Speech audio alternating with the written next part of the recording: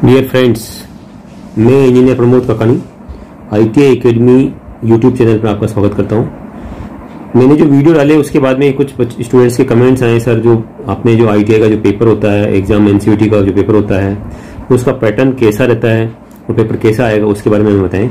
तो मैं आज ऑल इंडिया टेट टेस्ट जो होता है अपना, जो NCVT का जो कॉमन पेपर होता है, पहले तो क्या होता था ऑब्जेक्टिव, अभी भी ऑब्जेक्टिव आएगा और पहले भी ऑब्जेक्टिव आ रहा था।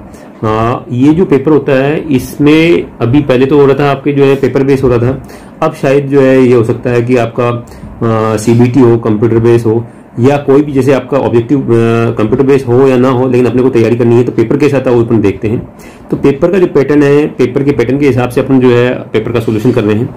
पैटर्न कैसा आता है वो अपन, तो मैं इसके अंदर पहले जो है आपको जो प्रीवियस जो पेपर हो रखे हैं जो जुलाई में, अब तो क्या होगा देखो, जो 1 ईयर और 2 ईयर अपने जो ट्रेड्स हैं, इंजीनियरिंग जो मैक्सिमम जो ट्रेड्स हैं 1 ईयर ट्रेड है या 2 ईयर ट्रेड्स हैं। तो 1 ईयर ट्रेड्स का जो फर्स्ट ईयर का 1 ईयर ट्रेड है और जो 2 ईयर ट्रेड है उनके सबकी फर्स्ट ईयर का कॉमन ही पेपर आएगा।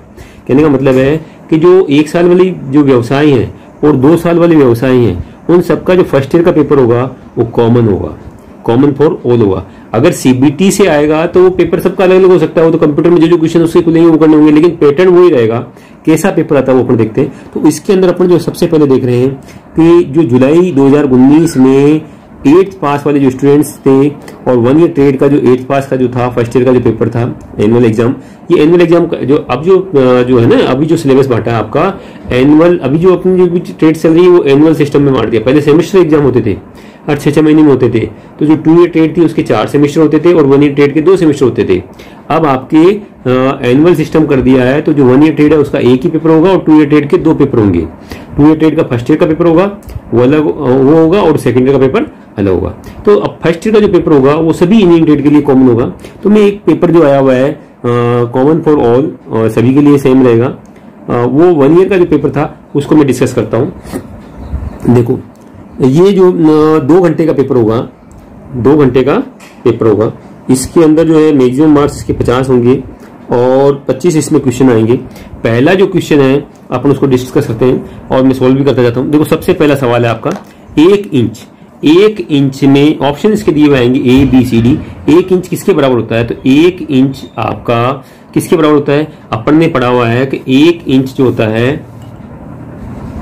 2.54 सेंटीमीटर किसके बराबर होता है? 2.54 सेंटीमीटर के बराबर होता है,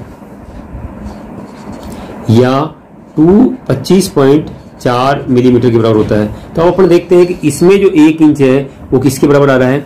1 इंच बराबर आ रहा है। देखो मैं केवल वही सवाल करूंगा, इसके अंदर सोल्व करूंगा जिसमें अपने को दिक्कत आएगी। तो डायरेक्ट जो सवाल है वो मैं इसमें बताते जा रहा हूं। तो 1 इंच इसमें देखते हैं 2.5 mm ना 25.4 mm, इसका आंसर क्या हो जाएगा? 25.4 mm हो जाएगा। सेकंड है which one of the following is the mechanical property of metal. इनमें से कौन सी प्रॉपर्टी मैकेनिकल प्रॉपर्टी है मेटल की, धातु की यांत्रिक जो प्रॉपर्टी है या यांत्रिक गुण है वो कौन सा होता है? देखो जो मटेरियल्स होते हैं, देखो मैं डिस्कस करता जा रहा हूं। मटेरियल्स की जो प्रॉपर्टी होती है फिजिकल प्रॉपर्टी, केमिकल प्रॉपर्टी और मैकेनिकल प्रॉपर्टी, 3 प्रकार की प्रॉपर्टीज में अपने बांटा हुआ है। तो जो फिजिकल प्रॉपर्टी है उसके अंदर कंडक्टिविटी फिजिबल प्रॉपर्टी आती है, फ्यूजिबिलिटी आपका फिजिकल प्रॉपर्टी होती है, मतलब जैसे कंडक्टिविटी जिसको बोलते हैं चालकता, फ्यूजिबिलिटी यानी कि जो है किसी चीज को गलना या पिघलना, फ्यूज होना, और रेजिस्टिविटी और यानी कि रेजिस्टेंस किसी चीज का। तो ये भी क्या है? फिजिकल प्रॉपर्टी हो गई। तो ये आपका फिजिकल प्रॉपर्टी हो गई, कंडक्टिविटी फिजिकल प्रॉपर्टी हो गई, फ्यूजिबिलिटी फिजिकल प्रॉपर्टी हो गई। तो यांत्रिक गुण क्या हो गया? मेलिबिलिटी। मेलिबिलिटी को बोलते हैं अपन आघात वर्धनीयता। अब आघात वर्धनीयता होता क्या है वो भी बताता हूं। देखो किसी वस्तु पर हथौड़े से चोट मारते हैं और धातु चद्दर के समान फैल जाती है, तो इस गुण को बोलते हैं अपन मेलिएबिलिटी। तीसरा which one of the ferrous metal, कि इनमें से कौन सा जो है फेरस मेटल है? तो 4 ऑप्शन दिए हुए हैं, steel, copper, brass and lead. देखो फेरस मेटल क्या होता है? जिसके अंदर लोहा और आयरन की जो आयरन और कार्बन की मात्रा होती है वो आपका फेरस मेटल कहलाता है। तो जो स्टील है वो आपका फेरस मेटल है, यानी कि आंसर आपका स्टील होगा। कॉपर, ब्रास और लेड। अब देखो कॉपर, ब्रास और लेड में से क्या क्या है? कॉपर आपका धातु है लेकिन कौन सा है? नॉन फेरस है। लेड आपका नॉन फेरस मेटल है, यानी कि एलोय धातु। लेकिन ब्रास क्या है? ब्रास एक मिश्रण है जो कि आपका कॉपर और जिंक का मिश्रण होता है। तो अपने आंसर तो क्या बनेगा? स्टील बनेगा। चौथा सवाल आया, which is the non metal, इनमें से कौन सा नॉन मेटल है, अधातु कौन सा है? देखो धातु क्या होता है? धातु होता है जो ऊष्मा और जो है विद्युत के चालक होते हैं, वो धातु कहलाता है। तो इनमें से धातु कौन कौन सी? कॉपर धातु है, ब्रास धातु है और लेड धातु है। पोर्सिलिन, ये पोर्सिलिन जो है ये अधातु है, यानी कि नॉन मेटल है। आंसर आपका पोर्सिलिन होगा। डिवाइड, देखो अब मैं इसको सोल्व करूंगा, जो सॉल्यूशन करने वाला जो चैप्टर वो है उसको सोल्व कर देंगे। डिवाइड 2 सही 3/4, मतलब इसको डिवाइड करना है किसको?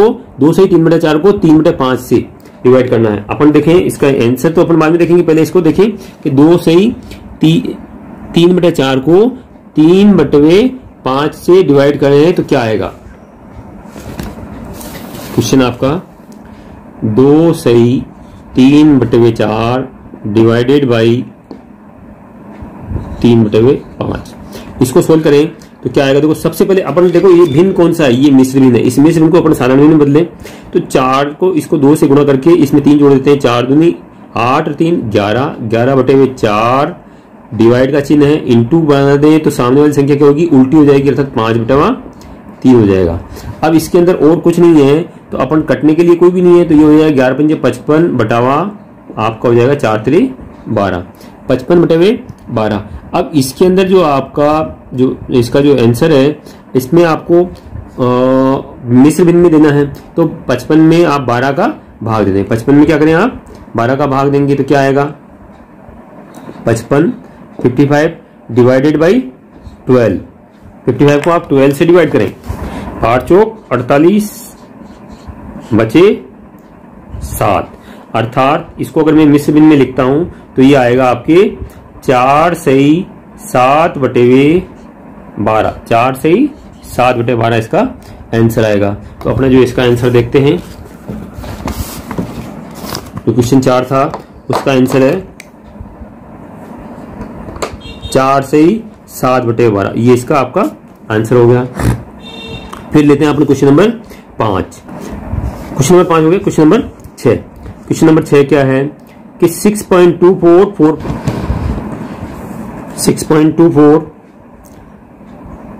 4.5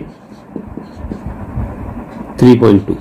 देखो पॉइंट के नीचे पॉइंट लिख देते हैं और इकाई, पॉइंट के नीचे पॉइंट आ जाएगा, इकाई का अंक इधर आ जाएगा और पॉइंट वाली संख्या इधर आ जाएगी। इसके नीचे कुछ भी नहीं तो 0 0 डाल दो, 4 को 0 से जोड़ा 4, 2 5 7 2 9, पॉइंट आ जाएगा 6 4 10 3 13, तो आंसर आएगा आपका 13.94। लेकिन मैंने बताया था आपको कि वहां 4.5 ही था जिसको मैंने 5.1 करा दिया था, तो ये आपका 13.95 हो जाएगा, जो कि आपके इसमें आंसर दे रखा है उसके बराबर हो जाएगा 13.95। ये आपका इसका आंसर हो जाएगा। Mass of the body per unit volume is called, mass of the body per unit volume, इकाई आयतन का द्रव्यमान क्या कहलाता है? इकाई आयतन का द्रव्यमान क्या कहलाता है? तो इकाई आयतन के द्रव्यमान या इकाई आयतन की सहती को बोलते हैं घनत्व अर्थात डेंसिटी, तो ये इसका आंसर हो जाएगा डेंसिटी।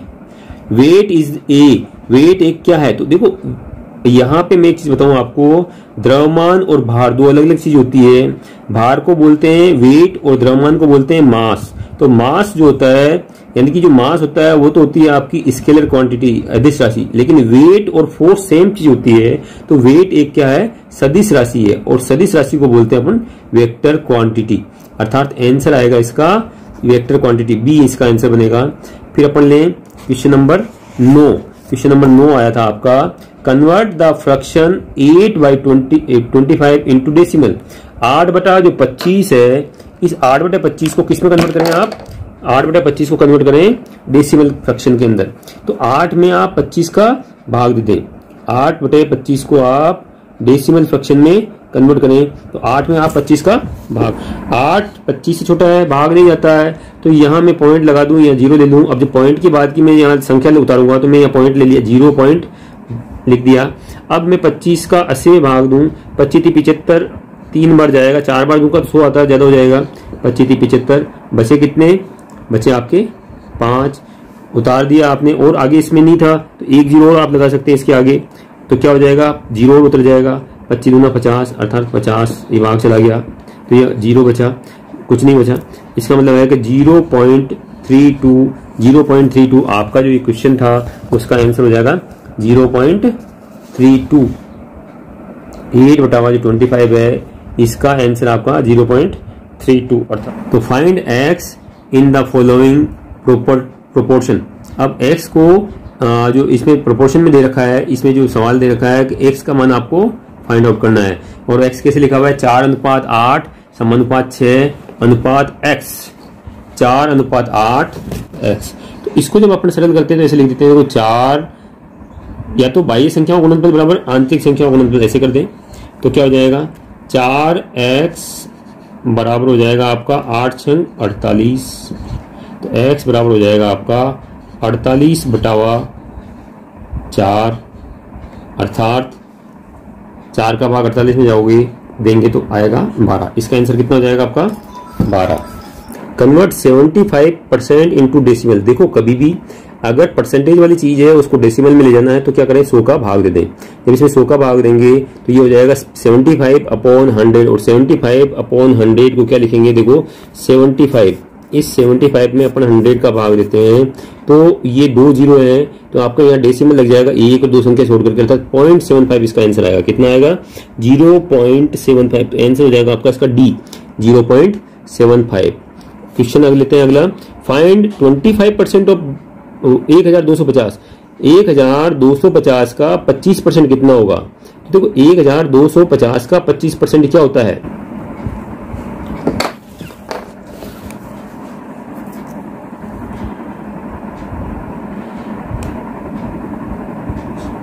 सौ में कितना चाहिए आपको 25% चाहिए, यानी 100 में 25 चाहिए। एक में कितना होगा 25/100 होगा, तो आपको 1250 का 25% होगा 25/100 इंटू 1250, अर्थात 0 से 0 काट दो, 5 से इसको काटा 5 बार कटा, 5 को इससे काटा 2 बार कटा, तो ये हो जाएगा आपका 125, और मैं इसको अगर करता हूं 5 से गुणा तो ये हो जाएगा 625/2, 625/2, और 625/2 हो गया। इसका मतलब 625 में 2 का भाग देंगे तो ये बनेगा आपका 312.25, 312.25। तो इसका जो आंसर है आपका वो बनेगा आपका 312.25। डी इसका आंसर हो जाएगा, क्या हो जाएगा डी इसका आंसर हो जाएगा। नेक्स्ट मल्टीप्लाई 5a² को आपने 8a⁵ और b की पावर 3 से मल्टीप्लाई करना है। तो देखो 8 को 5 से गुणा करेंगे तो 40 आएगा, कितना आएगा 40, और a² और a⁵ इंटू b की पावर 3 इसको गुणा करेंगे, a⁵2 को a⁵5 से गुणा करेंगे तो ये होगा a⁵7, a⁵2 है और a⁵5 है, गुणा में घात जुड़ती है तो a⁵7 हो गया। अब b है यहाँ पे b⁵1 है और b⁵3 है तो ये गुणा होकर के b⁵4 हो जाएगा। तो आंसर होगा 40 a⁵7 और b⁵4, तो 40 a⁵7 b⁵4, ये इसका आंसर हो जाएगा बी। फिर let the formula for a minus B का होल स्क्वायर इज। देखो a माइनस बी का होल स्क्वायर का फॉर्मूला अपन कैसे निकालें, देखो a माइनस बी का होल स्क्वायर इसका फॉर्मूला निकालना है। इसका मतलब है कि a माइनस बी का होल स्क्वायर का मतलब हो गया a minus B into a minus B, a minus B को a माइनस बी से गुणा करना है, अर्थात a माइनस बी को मैं a माइनस बी से गुणा करता हूं तो क्या आता है, a को a से गुणा किया a² आएगा, a को b से गुणा करेंगे तो देखो a प्लस का है माइनस का b है, ये माइनस का a भी हो जाएगा। अब अपन लें माइनस के b को a से गुणा करेंगे तो माइनस का a भी आएगा, माइनस का a भी आएगा। अब इनमें से a भी है तो उसके नीचे लिख दें, तो ये माइनस का a भी मैंने इसी के नीचे लिख दिया। अब माइनस का b माइनस b से गुणा होगा, माइनस माइनस प्लस हो जाएगा, और b को b से गुणा करेंगे तो b² हो जाएगा। इनको अपन जोड़ेंगे तो ये हो जाएगा आपका a² और और ये हो जाएगा आपका माइनस ए बी और माइनस का ए बी। देखो यहाँ दोनों समान चिन्ह है तो जुड़ेंगे और चिन्ह वही रह जाएगा, अर्थात माइनस के 2ab हो जाएगा। एक ए बी जुड़ के 2ab हो गया और ये आपका प्लस का बी स्क्वायर। तो आंसर आपका बनेगा a square minus 2ab plus b square.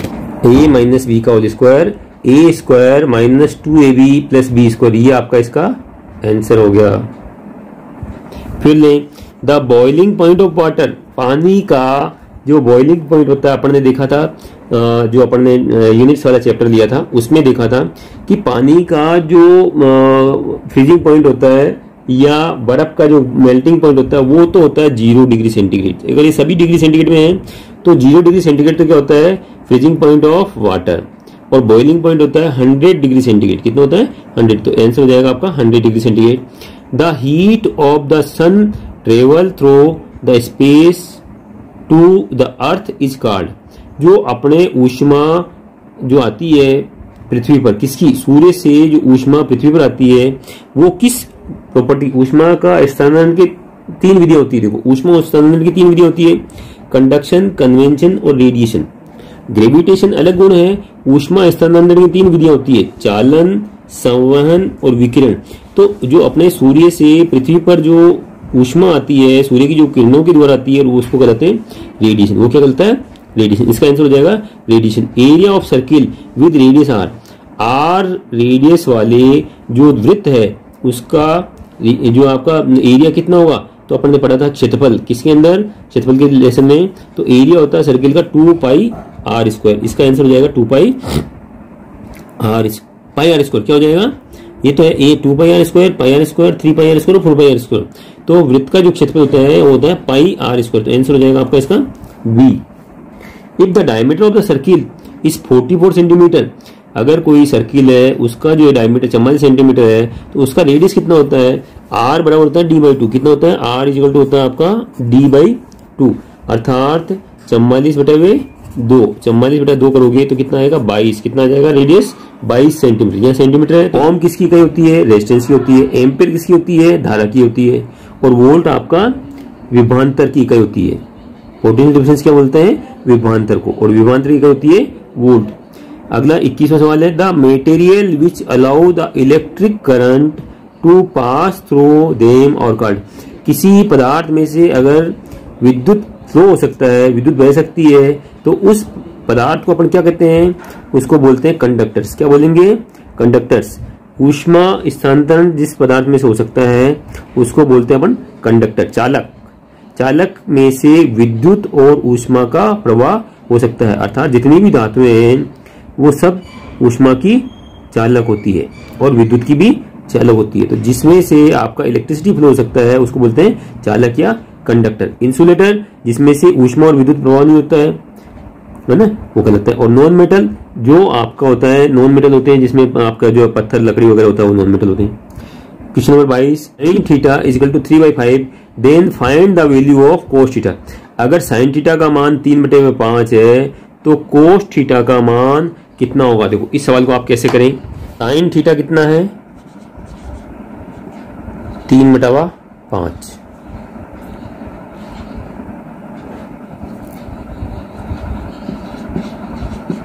आपको फाइंड आउट करना है cos थीटा। देखो अपने जो ट्रिग्नोमेट्री होता है, अगर sin थीटा 3/5 है तो मैं देखो एक त्रिभुज बना रहा हूं। ट्रिग्नोमेट्री हमेशा राइट एंगल ट्रायंगल बनती है, लगती है। और ये थीटा अगर मैं मानता हूं तो थीटा के सामने वाली साइड जो होती है वो लंब कहलाती है, और जिसके ऊपर 90 डिग्री बना, 90 डिग्री के सामने जो भुजा होती है उसको कर्ण कहते हैं, और थीटा जिसमें बनता है उसको आधार कहते हैं। अब साइन, इसके अंदर में साइन थीटा क्या होता है, लंब बटे हुए कर्ण। अब लंब का मान कितना है आपका 3, कर्ण का मान कितना है 5, तो मैं यहाँ मान रख देता हूं कि लंब का मान तो कितना हो गया 3 और कर्ण का मान कितना हो गया 5। अब ये जो समकोण त्रिभुज बन रहा है, इस समकोण त्रिभुज में लंब आपके पास में, कर्ण आपके पास में है, आधार आपको ज्ञात हो जाता है, तो cos थीटा का मान आ जाएगा। तो आधार कितना निकलेगा, आधार बराबर होगा अंडर रूट कर्ण स्क्वायर माइनस लंब स्क्वायर। कर्ण कितना है, कर्ण है आपका 5, 5 का स्क्वायर माइनस 3 का स्क्वायर, अर्थात ये हो जाएगा आपके 25 माइनस 9 अंडर रूट में। तो इसको सॉल्व करेंगे तो ये अंडर रूट 16 कितना हो गया, अंडर रूट 16, अर्थात बराबर हो गया आपके 4। कितना हो गया, 4।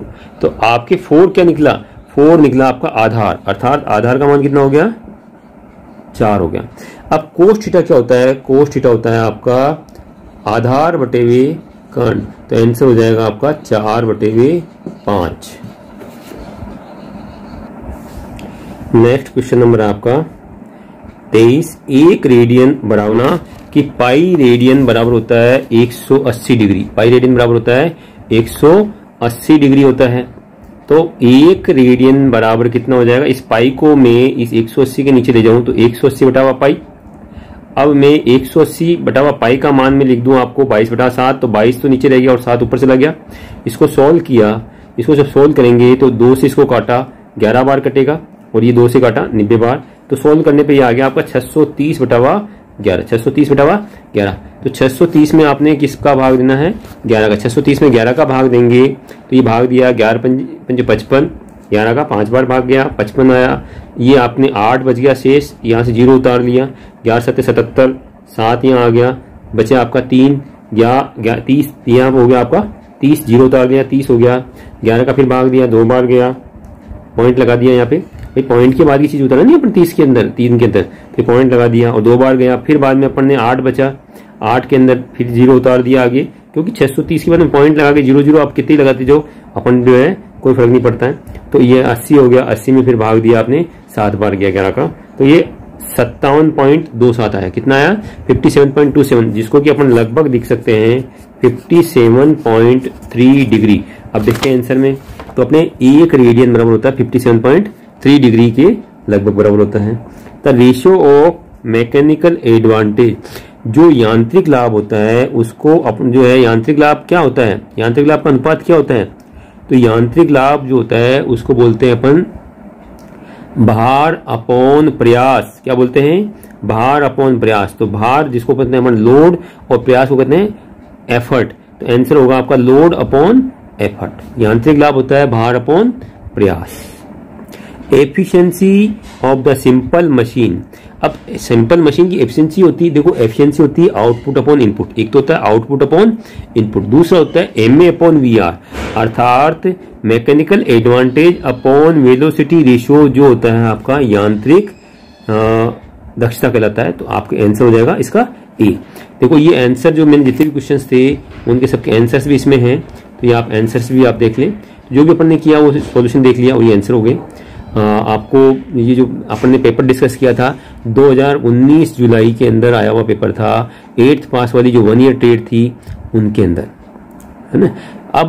अब जो होगा ईयरली सिस्टम चलेगा, और ईयरली सिस्टम में 1 ईयर का सभी इंजीनियरिंग ट्रेड्स के व्यवसाय जितने भी हैं, चाहे वो 1 ईयर ट्रेड है चाहे 2 ईयर, उनका जो फर्स्ट ईयर का पेपर होगा वो कॉमन होगा। पैटर्न यही रहेगा, पैटर्न आपका यही रहेगा, सीबीटी होगा।